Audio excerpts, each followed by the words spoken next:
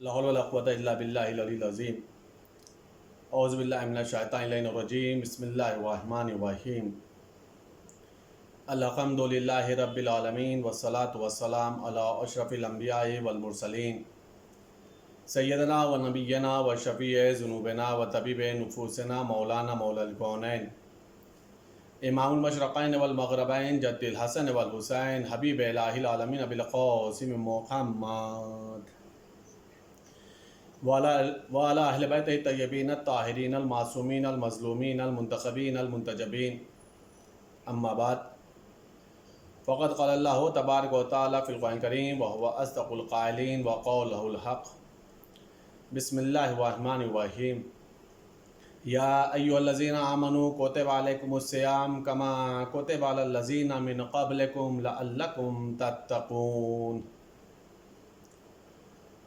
محترم ناظرین اکرام، یہ ہماری تقریر رمضان مبارک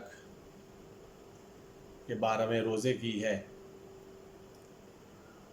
مسلسل آپ حضرات الحمدللہ رمضان مبارک کے مسائل اور تزکیہ نفس کے سلسلے سے کچھ معروضات کو سماعت فرما رہے ہیں۔ رمضان مبارک کا ایک عشر تمام ہو جانے کے بعد یہ دوسرے عشرے کی شروعات ہے۔ اللہ کی بارگاہ میں حاجت طلب ہوں کہ خداوند عالم اگر ہمارے پہلے رمضان مبارک کے 10 دن میں کوئی کوتاہیاں ہوئی ہوں تو میرے معبود انہیں درگزر فرما اور تمام مومن اور مومنات کے اور ہم سب کی ساری دعاؤں کو شرف قبولیت عطا فرما۔ ہماری گفتگو مسائل شرعیہ میں مبطلات صوم ہو چکی۔ آج جو گفتگو ہمیں کرنی ہے وہ ہے رمضان مبارک کے روزوں کے کفاروں کے سلسلے سے۔ ماہ مبارک رمضان کا جو روزہ ہے اس کا جو کفارہ ہے، یا تو انسان ایک غلام آزاد کرتا ہے، یا پھر 60 روزے رکھنے ہوتے ہیں۔ روزے کیسے رکھتے ہیں انشاءاللہ تعالیٰ اگلے مسئلے میں بتاؤں گا، یا پھر 60 مسکینوں کو پیٹ بھر کر کے کھانا کھلانا ہوتا ہے۔ اگر کھانا نہیں کھلانا ہے تو ہر مسکین کو، ہر فقیر کو کم از کم 750 گرام اناج جو ہے، روٹی ہے، آٹا وغیرہ، ہر ایک روزے کے بدلے میں اسے دینا ہوتا ہے۔ اگر یہ کفارے دینا اس کے لیے ممکن نہ ہو، یعنی وہ غلام نہ آزاد کر سکے، 60 روزے نہ رکھ سکے، 60 مسکینوں کو کھانا نہ کھلا سکے، تو پھر اسے چاہیے کہ جتنا ممکن ہو اتنا صدقہ دے، زیادہ سے زیادہ استغفار کرے، اور جب کبھی بھی کفارہ دینے کی صلاحیت پیدا ہو جائے تو احتیاط واجب کی بنا پر اسے کفارہ دینا ہوگا۔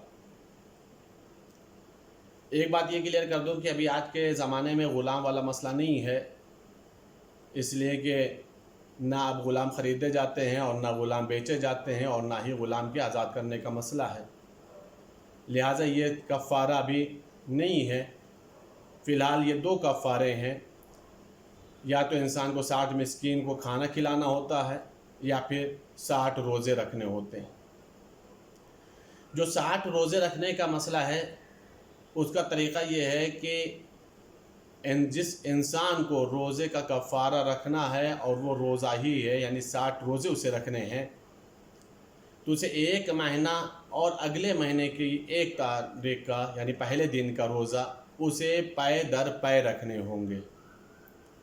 پے در پے یعنی سلسلے وار ایک دم تسلسل رہے گا، کہیں سے بھی ایک روزہ چھوٹنے نہ پائے، اتنے روزے اسے سلسلے وار رکھنے ہوں گے۔ باقی جو روزے ہیں اگر اس میں تسلسل نہیں بھی ہے، وہ مسلسل نہیں رکھ پا رہا ہے تو کوئی بات نہیں ہے، اس میں کوئی اشکال نہیں ہے، لیکن روزہ تو اسے رکھنا ہی پڑے گا۔ اگر ایک انسان جسے روزہ رکھنا ہے 60، تو اسے چاہیے کہ وہ ایسے مہینے کو تعین کرے، ایسے مہینے سے روزے کی شروعات کرے کہ جن مہینوں میں کوئی ایسا دن یا ایسی تاریخ نہ آتی ہو کہ جن تاریخ میں یا جن دنوں میں روزہ رکھنا حرام ہو۔ مثال کے طور پر 31 دن کا روزہ یعنی 1 مہینہ اور اگلے مہینے کی ایک پہلا روزہ رکھنا ہے، اور اس میں کہیں گیپ نہیں ہے، مسلسل لگاتار روزے رکھنے، اور بیچ میں عید قربان آ جائے، عید الاضحیٰ آ جائے، تو ظاہر سی بات ہے عید الفطر اور عید الاضحیٰ کے دن روزہ رکھنا حرام ہے۔ تو ایسی حالت میں اسے دنوں کو دیکھنا ہوگا، مہینوں کو دیکھنا ہوگا، تاکہ ان تاریخوں میں یا ان دنوں کو بیچ میں نہ ٹکرانے پائیں۔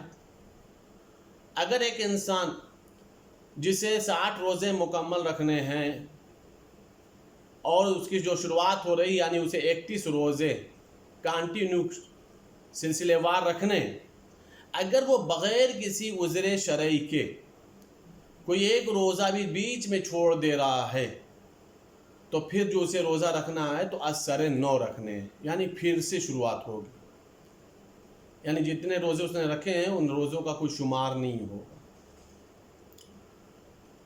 اگر جسے مسلسل روزے رکھنے تھے یعنی 1 مہینہ 1 دن اور اس کے بعد کے جو 29 روزے ہیں وہ الگ، لیکن یہ جو پہلے 1 مہینہ اور 1 دن کے جو روزے رکھنے تھے اس میں کوئی ایسا عذر شرعی آ گیا جس میں وہ مجبور تھا روزہ چھوڑنے کے لیے، مثال کے طور پر کوئی واجب سفر درپیش آ گیا، انہی روزوں کے درمیان میں کوئی واجب سفر درپیش آ گیا، تو چونکہ یہ بغیر عذر کے نہیں یعنی عذر شرعی ہے، اس وجہ سے اس کا روزہ چھوٹ رہا ہے، تو ایسی حالت میں عذر مکمل ہو جانے کے بعد یا واجب سفر سے آ جانے کے بعد جتنا روزہ چھوٹا ہے پھر وہاں سے اس کا سلسلہ شروع ہوگا، اسے از سر 9 روزے نہیں رکھنے ہوں گے، شروع سے روزے نہیں رکھنے ہوں گے۔ اگر ایک انسان نے اپنا روزہ کسی حرام شے سے باطل کیا ہے، چاہے وہ چیز از سر 9 پہلے سے ہی حرام رہی ہو اور اس سے اس نے اپنا روزہ باطل کیا، مثلا شراب، اگر اس نے ایسی کسی چیز سے روزے کو اپنا باطل کیا ہے کہ جو پہلے سے ہی اصلاً حرام ہے، تو احتیاط مستحب کی بنیاد کے اوپر اسے مجبوراً کفارہ دینا پڑے گا۔ مجبوراً کفارے کا مطلب کیا ہوتا ہے؟ یعنی تینوں کفارے دینے ہوں گے، ایک غلام بھی آزاد کرنا ہوگا، 60 مسکین کو کھانا بھی کھلانا ہوگا اور 60 روزے بھی رکھنے ہوں گے۔ حالانکہ یہ جو مسئلہ میں نے شروع میں عرض کیا کہ غلام والا مسئلہ بھی نہیں ہے، لیکن بہرحال 2 کفارے تو اس کے اوپر لاگو ہو ہی جائیں گے، واجب ہو ہی جائیں گے، 60 مسکین کو کھانا کھلانا اور 60 روزے رکھنا۔ یہ ہے رمضان مبارک کے روزوں کے کفارے کے چند مسائل۔ ان کفاروں سے روزے کی اہمیت سمجھ میں آتی ہے۔ روزے کے علاوہ جو بھی واجب چھوٹتا ہے، جتنا چھوٹ رہا ہے اتنا ہی ادا کرنا ہے۔ مثال کے طور پر کسی کی 1 وقت کی نماز قضا ہوئی ہے، 1 دن کی نماز قضا ہوئی ہے، 1 سال کی نماز قضا ہوئی ہے، تو شریعت یہ نہیں کہتی ہے کہ تمہیں 1 وقت کی نماز کے بدلے میں پورے دن کی نماز پڑھنی ہوگی۔ 1 دن کی نماز قضا ہوئی ہے تو تمہیں پورے 1 مہینے کی نماز پڑھنی ہوگی۔ 1 سال کی نماز قضا ہوئی ہے تو اب پورا جب تک زندہ رہو تب تک تمہیں نمازیں قضا کرنی ہوگی، نہیں ادا، ایسا نہیں۔ یعنی اور جتنے بھی واجب ہیں وہ اگر قضا ہوتے ہیں یا وہ اگر انسان کی چیزیں باطل ہو جاتی ہیں، نماز پڑھ لیتے نماز ٹوٹ گئی، نماز باطل ہو گئی، تو پھر اس کی جگہ پر بس وہی جو نماز باطل ہوئی ہے اتنا پڑھنا ہے۔ 1 ظہر کی نماز باطل ہوئی ہے، پوری 1 ظہر کی نماز پڑھنی ہے۔ 1 عصر کی نماز باطل ہوئی ہے، 1 عصر کی نماز پڑھنی ہے۔ اس کے بدلے میں کوئی اور ایکسٹرا نمازیں یا کوئی اور الگ چیزیں نہیں لاگو ہوتی۔ لیکن اہمیت روزہ آپ سمجھیں کہ اگر ایک انسان 1 روزہ جان بوجھ کر کے چھوڑتا ہے تو 60 روزے اس کے اوپر آتے ہیں۔ اگر 1 روزے کو وہ باطل کر دیتا ہے جان بوجھ کر کے کسی حرام چیز کے اوپر تو تینوں کفارے لاگو ہو جاتے ہیں۔ اس سے انسان کو اندازہ لگانا چاہیے کہ اللہ کی نگاہ میں روزہ کتنی اہم عبادت کا نام ہے۔ وہ حضرات جو جان بوجھ کر کے کوتاہیوں کی بنیاد پر، لاپرواہیوں کی بنیاد پر، کاہلی کی بنیاد پر، بہانوں کی بنیاد پر روزہ نہیں رکھتے، ان لوگوں کو ان مسائل کے اوپر توجہ دینے کی ضرورت ہے، غور کرنے کی ضرورت ہے کہ ہمیں اللہ کی بارگاہ میں جب حاضر و ناظر ہونا ہے، اللہ کی بارگاہ میں جب حساب کے لیے کھڑا ہونا ہے، تو پھر ہم اللہ کو ان سوالوں کا جواب کیسے دیں گے؟ کیسے بتائیں گے کہ ہم نے روزہ کیوں نہیں رکھا؟ کیا پریشانی لاحق آ گئی تھی کہ روزہ نہیں رکھا؟ کیوں ہم نے روزے سے روگردانی کی؟ ان چیزوں کو انسان کو سمجھنے کی ضرورت ہے۔ واجبات پر خداوند عالم باز پرس کرے گا، خداوند عالم حساب لینے والا ہے، خداوند عالم سوال و جواب کرنے والا ہے۔ میں تو ایک جملہ کو سمجھنے کے لیے اور سمجھانے کے لیے کہہ رہا ہوں کہ انسان اتنا ہی کوتاہیاں کرے کہ جتنا اس کے اندر صلاحیت ہے اللہ کے سامنے حاضر ہو کر کے جواب دینے کی، اس لیے کہ وہ خداوند عالم ذرہ برابر بھی ظلم نہیں کرنے والا، ذرہ برابر بھی تشدد نہیں کرنے والا، وہ ذرہ ذرہ کا حساب لے گا، ایک ایک سانس کا حساب لے گا۔ لہٰذا ہمیں ان خامیوں کو جو ہم سے ہو چکی ہیں اس کے لیے ہمیں توبہ کرنا چاہیے، استغفار کرنا چاہیے، ممکن ہے تو ہمیں ان کو قضا بجا لانا چاہیے اور عہد کرنا چاہیے خداوند عالم کی بارگاہ میں کہ اب آئندہ انشاءاللہ تعالی ہم سے کوئی کوتاہیاں نہیں ہوں گی، کوئی واجبات نہیں چھوٹیں گے۔ اس لیے پھر اللہ کی بارگاہ میں اگر سچے دل سے عہد انسان کر لے، توبہ کر لے، تو خدا غفور بھی ہے، خدا رؤوف بھی ہے، خدا رحیم بھی ہے، خدا توبہ کو قبول کرنے والا بھی ہے۔ یہ رمضان المبارک اہم ترین مہینہ ہے بخشش کے لیے، مغفرت کے لیے، برکتوں کے لیے، خداوند عالم کی بارگاہ میں راز و نیاز کرنے کے لیے، خداوند عالم کی بارگاہ میں اپنے حاجات کو باب اجابت تک پہنچانے کے لیے، اپنی کوتاہیوں کو معاف کروانے کے لیے، اپنے گناہوں کو مغفرت کروانے کے لیے، بخشش کروانے کے لیے بہترین مہینہ ہے۔ رمضان مبارک میں ایک اہم عمل جس کے لیے کوئی مطلب یہ کہا جا سکتا ہے کہ اس کے لیے آمادگی کے لیے بھی کوئی ایسا مسئلہ نہیں ہے کہ جس کے لیے کہا جائے کہ ایک جگہ بیٹھ کر کے انسان کو وہ عمل انجام دینا۔ بہترین عمل ہے محمد والے محمد پر صلوات۔ روزے دار اگر روزے کی حالت میں اہل بیت اطہار علیہ السلام پیغمبر اور اہل بیت کے اوپر صلوات پڑھتا ہے تو خداوند عالم پیغمبر کی حدیث ہے کہ میدان محشر میں جب اعمال کو وزن کیا جائے گا اس وقت ان لوگوں کا پلہ نیکیوں سے بھاری ہوگا جن لوگوں نے رمضان المبارک میں محمد والے محمد پر صلوات پڑھی ہوگی۔ یہ صرف اور صرف ثواب کا مسئلہ نہیں ہے۔ صلوات علی اہل بیت، صلوات محمد والے محمد ایک ایسی عبادت کا نام ہے کہ جس سے انسان کے دنیاوی مسائل حل ہوتے ہیں۔ ایک انسان کو عقیدہ رکھنا چاہیے، اور عقیدہ اس مسئلے پہ نہیں، عقیدہ اس مسئلے کے اوپر کہ جو پیغمبر یا اہل بیت اطہار علیہ السلام کے اقوال ہیں، حدیثیں ہیں، اعمالوں کے سلسلے سے یا دیگر دوسرے مسائل کے سلسلے سے ہمیں اس پر عقیدہ ہونا چاہیے کہ ان لوگوں نے، سچے لوگوں نے سچا وعدہ کیا ہے، اگر وہ عمل انجام دیا جائے گا تو انشاءاللہ تعالی مسائل حل ہو جائیں گے، مشکلات حل ہو جائیں گی، پریشانیاں دور ہو جائیں گی، دعائیں قبول ہونے لگیں گی۔ انہی چیزوں میں ایک بہترین چیز کا نام ہے محمد والے محمد پر صلوات۔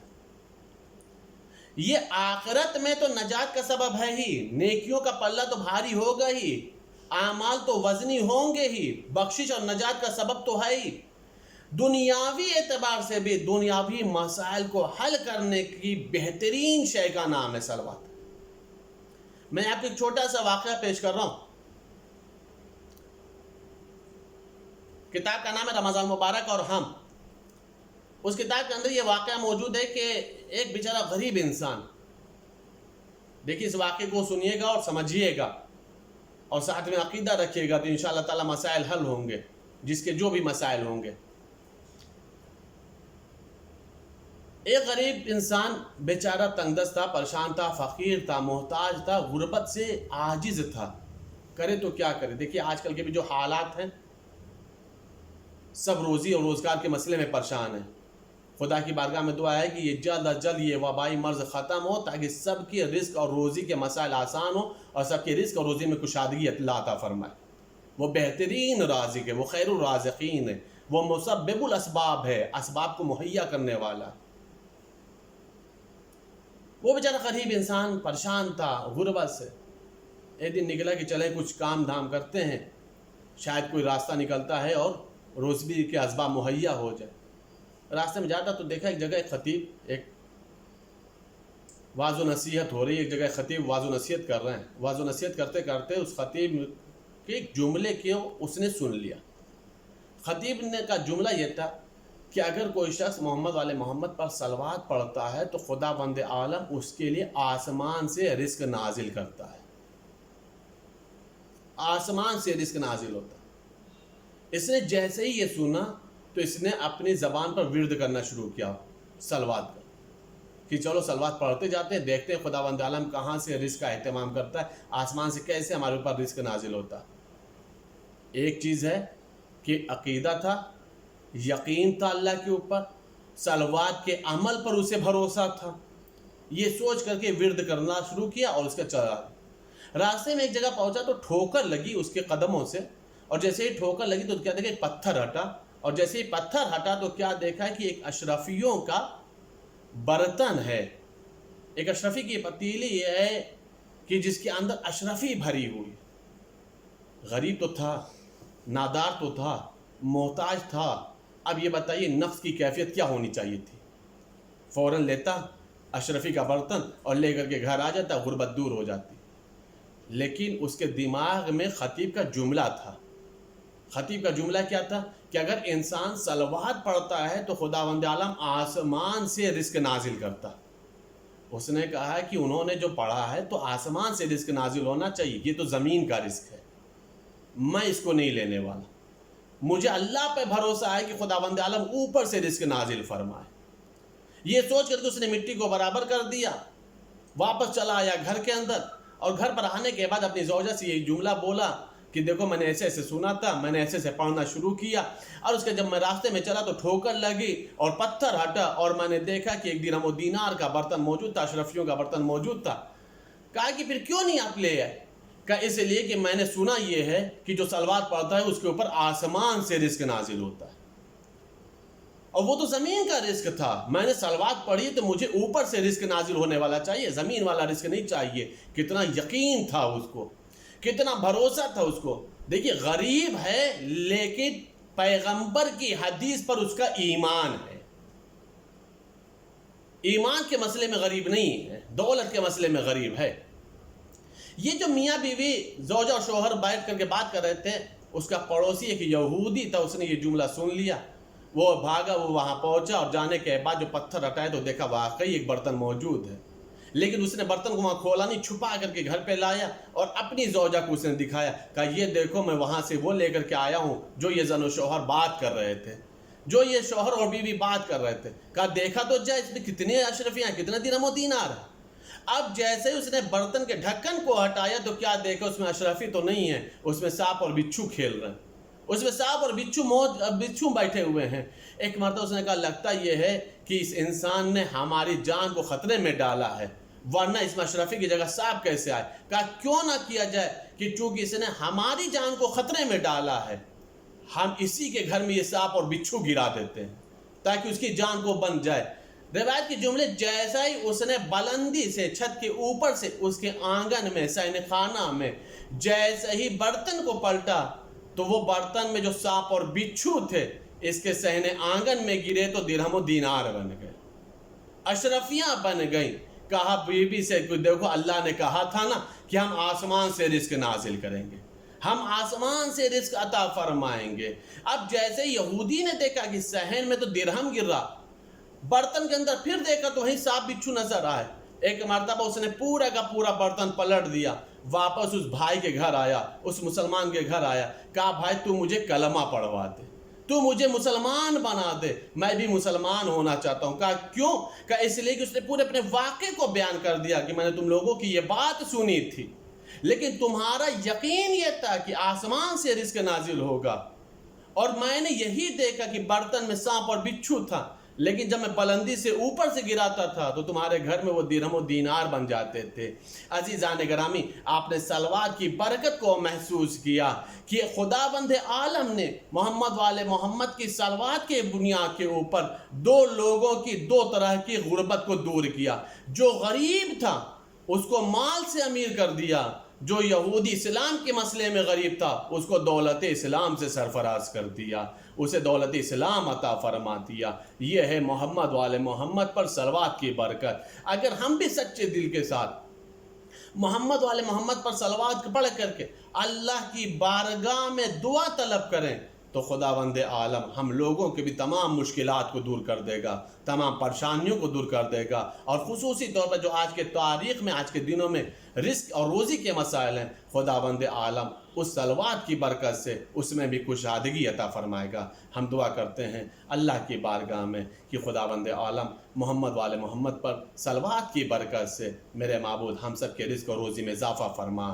انہی صلوات کے طفیل میں ہم سب کے اعمالوں کو قبول فرما، ہم لوگوں کو گناہ کبیرہ صغیرہ کو معاف فرما، تمام مرحومین کی مغفرت فرما، ہم سب کو جو زیارات نصیب فرما، جنت البقیع کے روزوں کی تعمیرات کا اسباب مہیا فرما، امام زمانہ کے زور میں تعجیل فرما، ہم سب کو ان کے اعوان و انصار میں شمار فرما۔ اللہم تقبل منا انک انت السمیع العلیم بحق محمد و آلہ الطاہرین۔